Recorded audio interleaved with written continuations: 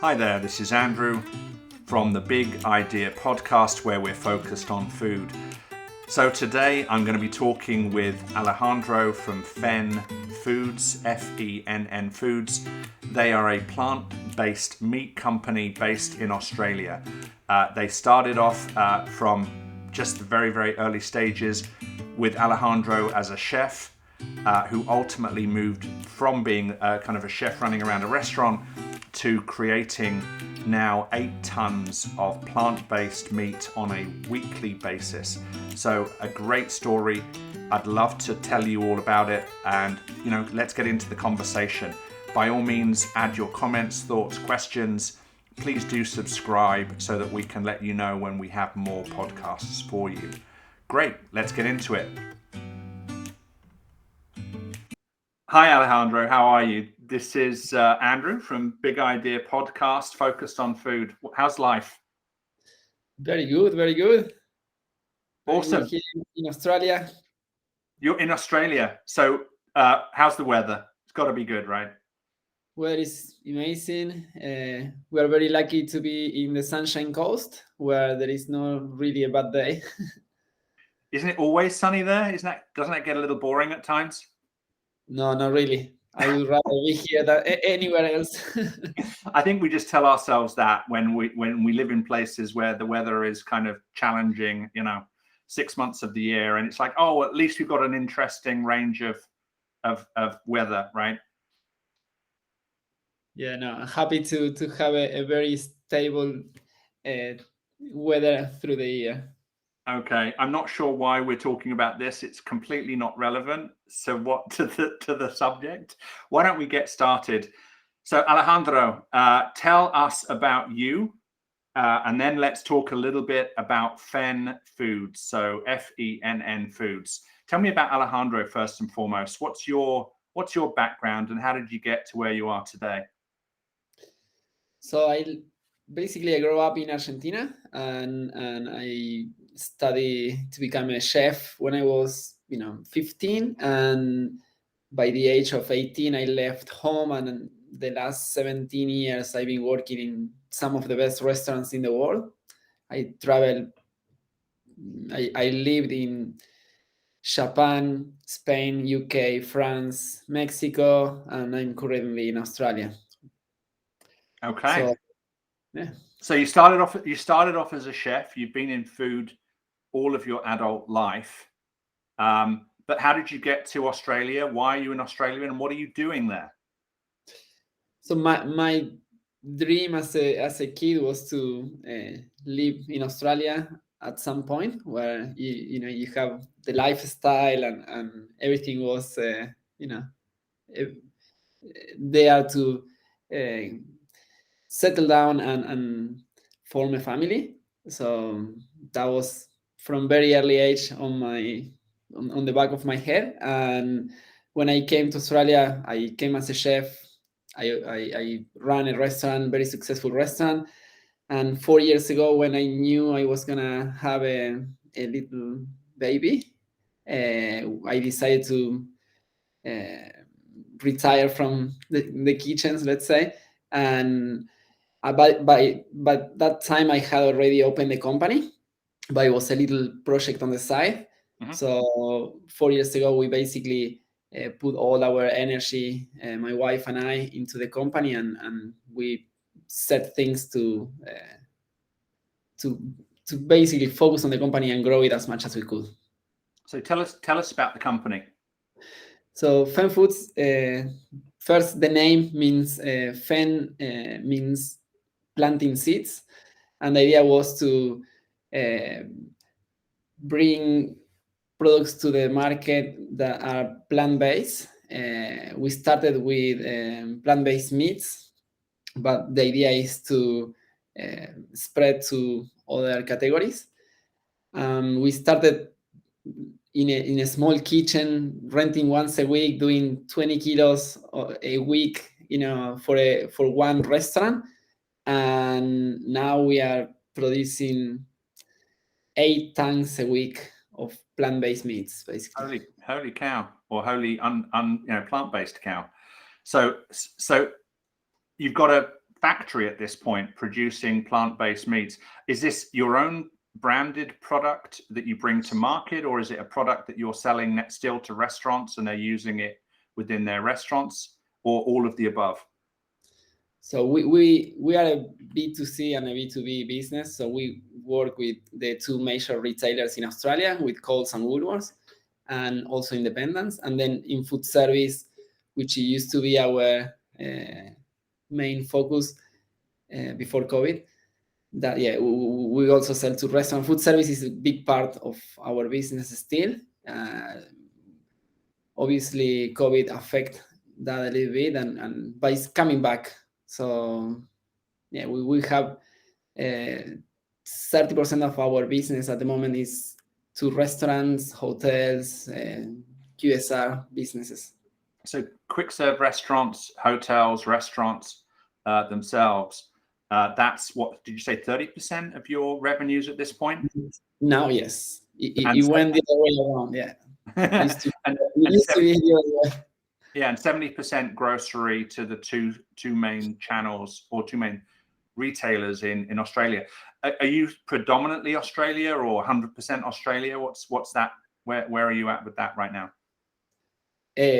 In terms of where we produce our products, or where we focus? In terms of your marketplace, are you selling only in Australia, or are you international at this point? So we export to Singapore a little bit, and Abu Dhabi and Kuwait. But we have plans to, so when we started, if we had an inquiry, we will just fulfill the market. But now we are taking a step back to really plan and have an export strategy, and doing it in a more control and with a little bit more of a strategy, rather than just fulfilling single orders. Yeah. So we kind of jumped into the business pretty quickly. What's the motivation? What's driving you to focus on plant-based meats first and foremost? Obviously, you started off as a chef, so you've got a sort of a passion for creating new foods. But what's driving your particular focus right now? I think obviously this industry is still very early, and there are a lot of competitors at the moment. At the time we started the company, there was no Australian-made products, so that was the initial motivation to produce something here in Australia. Now, I think obviously with more brands on the market, I think my focus at the moment is to try to go to the next level, to produce value-added products. So from ready meals to jerkies and any products that we could not just sell the raw ingredient, but bring a complete solution to the category. Do you think Australia has any kind of new angles on plant-based meat versus the United States, or is it very similar to, same ingredients, same approaches, or are you guys doing things in somewhat different ways? I think the Australian market focuses a little bit more on health, and this is what the consumers are asking for. We need a cleaner nutritional label. We need less ingredients. People otherwise, feel not attracted to a long list of ingredients, even if the product, tastes good or is a, overall good product. Okay, so cleaner label, better nutritional profile, fewer ingredients.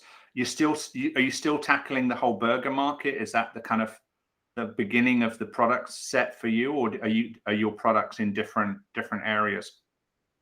So now we have probably the largest offering in Australia in terms of plant-based meats. So we not only do mince-based products, but we have strips, pulled products. So we launch in Coles and Woolworths, so a total of over 1,000 stores. We have our pulled range, which is pulled lamb, pulled pork, and pulled beef. What is that? Forgive me. What, just for those listening and for my benefit, pulled lamb, pulled beef, pulled pork. I know what pulled pork is. It's sort of thready, sort of fibrous, texture with sauces and other things. You're doing that kind of approach, but also using beef and lamb flavors. Yes, so it's all shiitake based. So the Asian cuisine has been using it forever, and it really mimics very well, the pull texture of meats. That's what we base our products, all the pulled range. Okay, so the full range is shiitake. What else? What else do you have going on? Strips, which is soy based, and then the idea is, when you ask about what's the difference that Australia is bringing, I think the Australian market, the Australian consumer really cares about products being made in Australia, and ideally products that use Australian ingredients. There are not many options, so you cannot really go and shop some of our ingredients, in Australia, because no one makes them. But there are some companies that are starting to produce plant-based proteins here in Australia from Australian grains. So that's where I see the future of Australian plant-based meat. More ingredients grown here, produced here, and yeah, that's gonna be. We know how good the farmers in Australia are, and all the manufacturer. So we really trust the source if it's grown here in Australia. So 25 to 30 million people in Australia from a population perspective. As you say, a very trusted production capability, to the point where I believe foods manufactured and manufactured/produced in Australia are desired with a price increase in China and other places. So I think China is going to be potentially a big market for anyone that manufactures good quality food in Australia. Do you see the export market being particularly important? Yes, exactly. And I think that's why we first want to champion Australia, make sure that we have, obviously the two biggest retailer, and on board. And then once we are, we have a solid brand here in Australia, which I reckon we already have, we are planning to expand, but in a, looking at two different markets. One is, the let's say the primary market, the important ones that we know that we probably will need to at some point either open a factory or do a joint venture with someone that can help us to produce and distribute. And then some other markets which are probably smaller for us, that we will probably have a distributor arrangement or something like that. China will be definitely a market where we would like to either, open a factory or have a joint venture with a large distributor or manufacturer. So I know that Veronica and Sean from Grounded started off in Australia, and their sort of plant-based cheese range. Sean was obviously a chef as well in Australia, quite a well-known, decent chef in Australia. Decent is me being English. He was a very, very good chef. Yes. in Australia. What's that? A very well-known chef, yeah. Very well-known chef. You're obviously a very good chef as well. Do you think there's that sort of, are we going to see more alternative protein companies from Australia that are sort of being driven by great chefs? Is that sort of why you guys are sort of tackling the space you are? Because first and foremost, you're thinking about food in a quite a different way. The reason I'm bringing it up like that is because if I think through all of the companies we've invested in in North America, for example, I don't think any of them are chefs. I think they're all entrepreneurs, which is sort of interesting to me when I sort of think about the 25 to 30 companies we've invested in the UK, in the US. Literally none of them are chefs. Whereas the two companies we've invested in from Australia, both of them are well-known, good quality chefs who are the sort of linchpins of these businesses. Look, I think there are a lot of similarities between being a chef and being an entrepreneur. You need, resilience. When I hear people saying in the first 2 to 3 years, normally X percentage of companies fail, it's because you really need to, have the willpower, the resilience, not being scared of hard work. And that's all, you are ticking all the boxes. That's a chef. We work really hard, but then something I realized is very different at the same time, because it's a much longer process. As a chef, you normally have a stressful day, but at the end of the day, everything, you go to war every day, but then at the end of the shift, you start again the next day.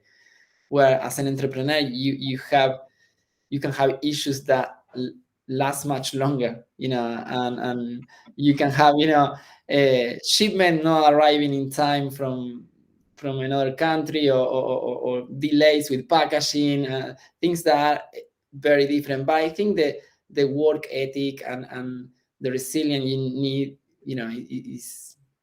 is there. But now that I've been already, I can consider myself an entrepreneur.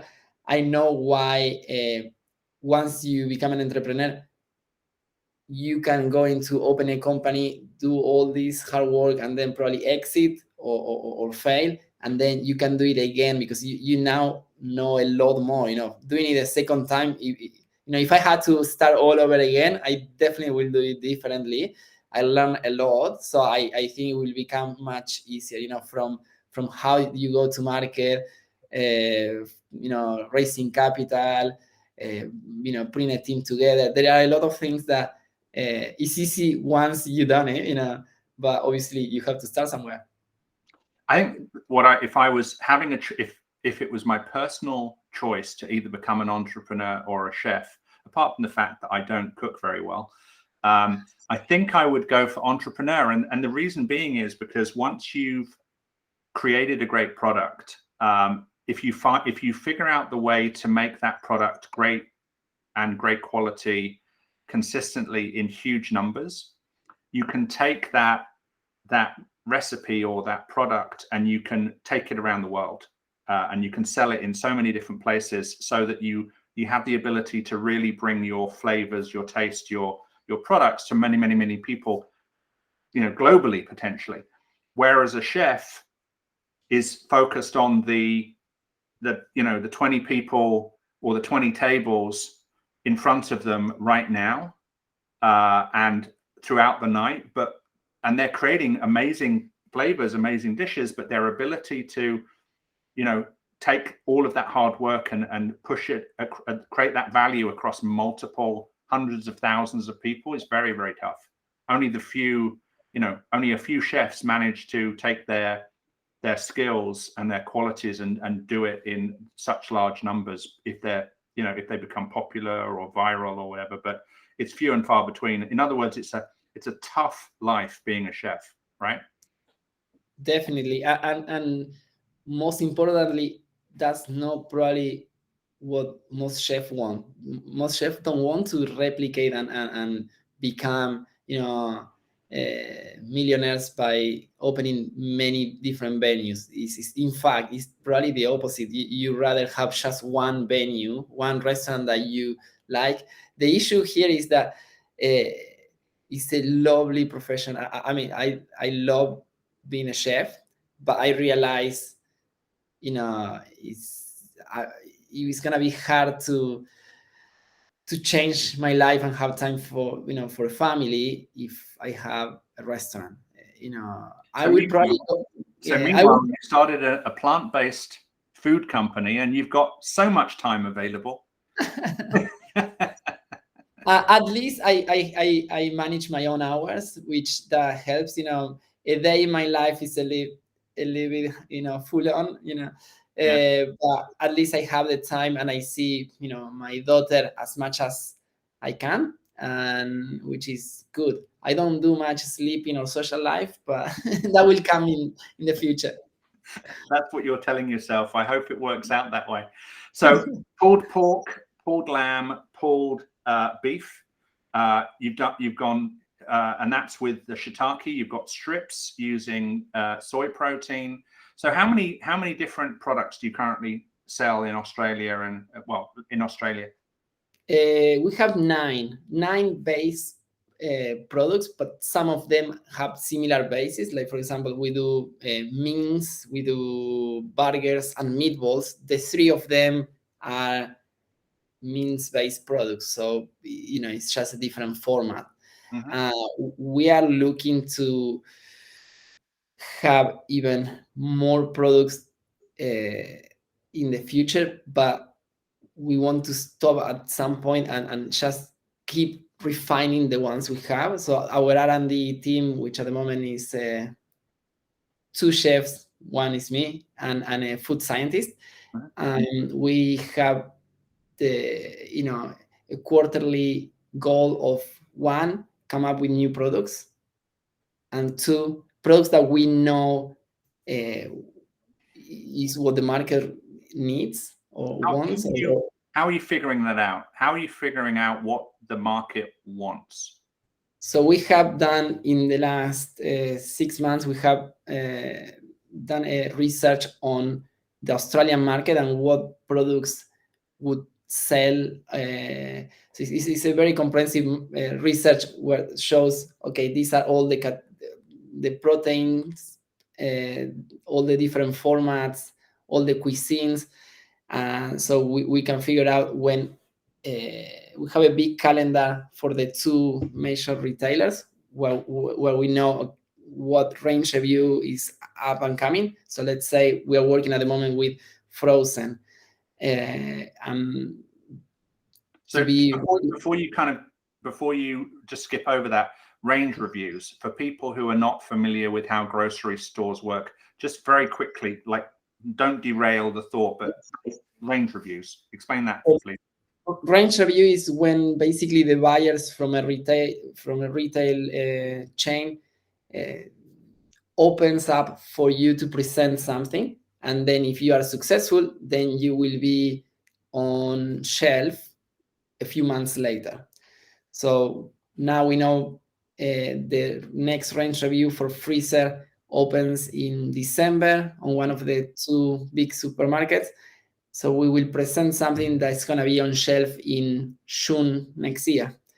So what we do is, okay, through the research we done, we know in the freezer, so our persona is a mainstream consumer that won't pay more than, let's say, $8 for a meal, and is looking for this protein, this kind of cuisine, and so we can then figure out, okay, the ready meal that we need to show to the retailer is this, and this at this price. It has to, appeal to these consumers. So knowing all of that, we put together a presentation. Our commercial person obviously help us to put together a plan for promotions. So when you see the I don't know, 2 for 1 or 20% discount, so all of this brings consumer to the category and to the brand, so people can try, and then if they like it, they buy it on when the price is normal. So all these strategies we put it together on a presentation, and when the buyer look at the presentation and he's sold on it, then we secure a few SKUs on that range review.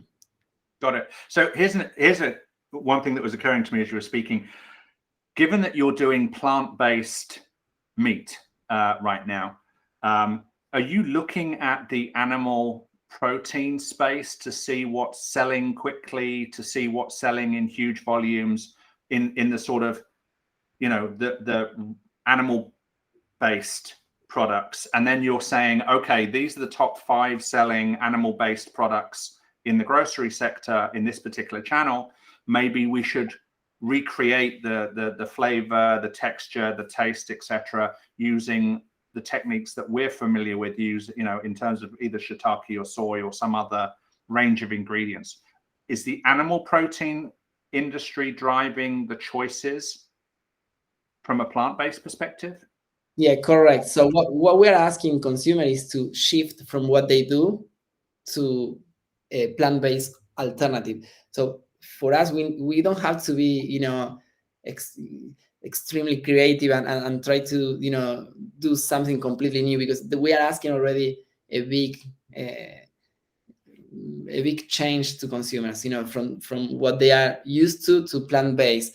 So instead of coming up with different flavors or too crazy ideas, we have to just stick to the basics. If they have a beef lasagna, we just want to, propose a plant-based beef lasagna, so they feel comfortable that at least the option is similar, and then hopefully when they try it and they say, okay, look, this is as good, it's healthier, it's better for the planet, why not, shifting, once or twice a week to a plant-based option. So the ideal is a product which gives people exactly what they expect from an animal protein product, but but is A, more nutritious, B, similar price, I would guess. Yes. But doesn't require people to be educated about what the product is. It's like, oh, it tastes the same, it looks the same, it has the same texture in my mouth, it's the same price, why wouldn't I just do this instead? Yeah, correct. And it takes a bit of time, and for people to really go into the category, you need to do, as you say, price parity is key, and that's why we do promotions. So if we get people to try it, that's our first intention, and then if they like it, they will be, new consumers to the category. So that works really well for the supermarket, it works for us. So yeah. And I'm guessing the first movers, the people who try the products first, are generally vegan, vegetarians, or is it? Yes, but that's definitely not our target market. They will be, a consumer of our products, but that's not what we're aiming for. Our aim is to bring to the category new consumers, and that's what we also tell to the retailers, and through data we can show that these people that are probably on the same bill, they are buying meat or chicken, but they are also trying our plant-based meats. So that's very important to know. If you are bringing more consumers to the category, is creating value for the retailers, so they know, okay, this frozen aisle that was only vegetarian now is selling more, so that retail space is more profitable just because they have us on that space. Do you find, or do you know, as far as retailers are concerned, whether they're seeing people spending more money or less money because of the added choice of plant-based? So they are basically, more, and that's where our commercial team is very good. We have all the data from the retailers which we purchase here. I don't know how it works in US, but we have to buy that data, and with that we can then, when we present, we base on facts, and we say, okay, since we started working with you, this is the average sales, this is the people that went into the category, which probably you didn't have before. So on that section, you just gain sales. So that's what they really care at the end. The product, before we had a commercial person, I presented myself. I was all focused about the product. So I was like, okay, this is why you should, range us. But once I had the first meeting with the commercial person, myself and the buyer, I realized it was a different approach I had to take. It was more about the commercial side of things. Obviously, the product is super important, but understanding what's the commercial strategy behind it is key. Yeah, absolutely. Are you finding that, and I don't know if this is in the data or not, but are you finding that it's the same?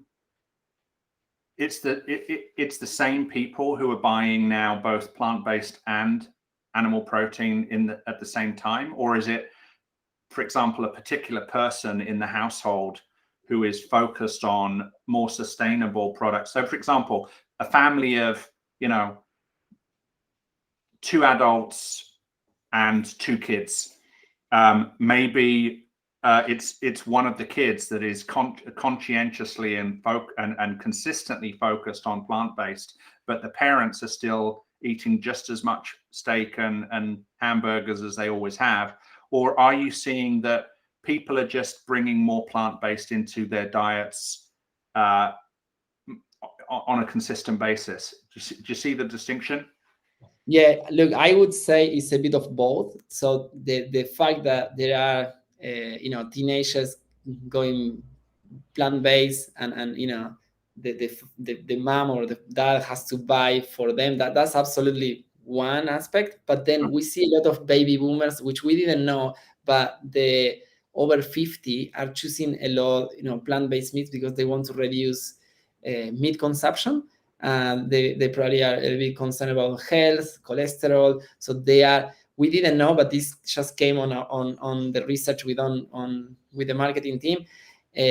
So our target market is obviously the 18 to 34 female. That's our kind of persona. But then the baby boomer, the over 50, that wants to once or twice a week go to a more plant-based diet. Yeah, I've been seeing a lot of research around Asia in particular, where the plant-based category is being driven by 2 age groups. It's sort of the 55 plus who are making the decision because of wanting to reduce reduce their fat consumption from a cardiovascular perspective, and also wanting to get more plant-based products into their diet from a roughage and a fiber and so on. And then the younger population who are doing it much more from a sustainability, global, climate change, global warming perspective, and also animal welfare. The younger generation seems to be more oriented towards the animal welfare side of the equation. The older population, it's much more personal health and related. At least that's what I'm seeing in some of the Asian markets. Yeah, and it's definitely a good example here in Australia. I wasn't expecting to see that coming back from the research. I thought it was more of a young generation only, but yeah, the baby boomers, the over 55 are really a group that we didn't expect to be there, but they are driving the category. Hey, then, so given that you have a goal of coming up with one new product every, did you say every month? Every quarter. Every quarter. Maybe you should create a range of products, if you haven't already, dedicated to the 55 plus in terms of the style, the comfort food, for example. Correct. Yeah, and we are looking into that. So now the whole R&D process got a little bit more sophisticated. Let's say before we used to just go and just try to launch products because they tasted good. Now we are working closer with the marketing team and the research. So we need to, we have a brief, and now we work on the brief of what we need to achieve. Sounds like a real job, Alejandro. It sounds like you have to work for a living now instead of just creating stuff and seeing what happens. Yeah, a little bit, I think, putting in the last 12 months been really important for us. We really put the right people on the right places, and I think, yeah, bringing people to the team that are better for you in their own section, it makes the whole company much more professional, and yeah. So you said it. You started the conversation saying you're doing about, I think, about 8,000 tons a week, something like that. 8,000 kilos a week. Yeah. 8,000 kilos a week. Yeah. Got it. So 8 tons. 8 tons a week. Yeah. Awesome. How many people in the company now? So the core team is 10 people. And then we have the factory workers, which is that varies a little bit, but around 10 to 12. So in addition, so up to 20 people? Yeah. Got it. What's the kind of, and we're going to start wrapping it up soon because I know you have other things to do, unfortunately, but what's probably the main thing you've learned about yourself since starting a business? Because I know the last 3 years have been up and down, a lot of good times, also a lot of challenges. What's the kind of thing you've learned most about yourself in the last 2 to 3 years? I'm surprised how well I've been managing stress. I think that's probably the I meet up with friends on the weekends when I can, and they say to me, but you look good. It seems like you're having fun with it, and look, I am having fun, but managing stress and managing, you can not control what happened, but you can control how you take things. So that's what I'm kind of getting very good at. So there are, in the food industry, there are a lot of issues, a lot of things that can happen, especially since COVID, where you cannot control what happened with shipments or ingredients, or there are so many possible issues. People could be probably one of the biggest issues, and yeah, how you manage that is key. And I think I'm probably by being a chef and having a lot of stress through many years, I try to work on that, and so things don't affect me. So at the end of the day, I do my best. We work really hard, but I need to switch off at the end. Make sure that I enjoy the time I spend with my daughter and my wife, and then every morning I restart. It's like every day is a new day, so you have the opportunity to that day to be the best day of your life. So that really keeps me motivated, energetic, and yeah, that's probably I'm amazed of how well I'm coping with something sometimes. So I've known you now for a few years, and I've always found you to be a very positive, very sort of happy, forward-thinking person who doesn't seem very stressed at all. So you're either hiding it well or you're able to sort of cope with it. I kind of like the idea that you can't control everything that happens to you, but you can control how you respond to it. And I think that's something anyone listening should probably try and take on board. I know I should. So where is Alejandro and Fen Foods going to be in 3 years? What's the kind of prediction for? Is it going to be dominant in Australia? Do you think you'll be in other countries? So 3 years from now, we are going to be a very strong brand here in Australia, if not, the champions on the category. We are going to have a expansion through Asia Pacific mainly, and probably a factory in one of those key countries that we want to expand. And yeah, obviously turnover is going to be much higher than what it is at the moment, but we don't, we have a very good base, and so I feel like the team will be, probably the team is already in place for the next 3 years. Probably there will be a few more key people that needs to come, but we are set we're well prepared for a successful end. Fantastic. So I'm wondering if you'll have another daughter by then or another son. That might be on the cards at some point, I would guess. No, I think this is my wife is at the end of this year is retiring from Fen Foods, and we want to have a little bit more balance in our family, and I think that's gonna free my head up a little bit, and I will be probably even more efficient than what I am now. I will be very laser focused on what I need to do when I am at work, and then when I'm home and the working day ends, I can completely recharge.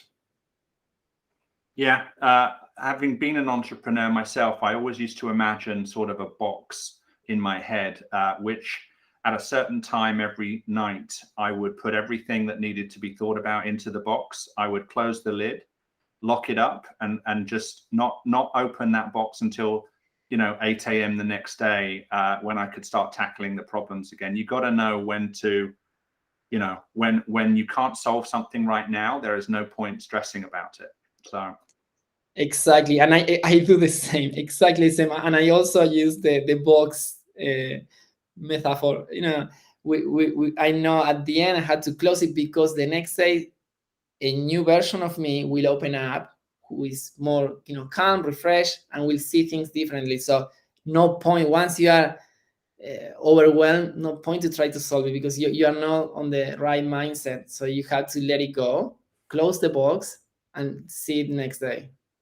Awesome. Alejandro, I appreciate your time. What do you want people to do when they listen to this? Do you want them to reach out to you? Do you want them to rush to Woolworths and other places and buy your products and tell their friends? I mean, what are you hoping that people who listen to this get out of it and do about the conversation?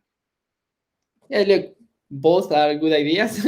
Reaching out, I'm a very approachable person, and I think there is a lot of what happened in Fen Foods has been by just cold intros and people just knocking and starting a conversation. But yeah, obviously, if you're in Australia, if you go into Coles or Woolworths, you will see our brand. So yeah, we'll be more than happy to see more consumers, getting a lunch or a dinner with our products. So Fenn, Fenn foods.com. If you have ideas for new products that you want to see, tell Alejandro.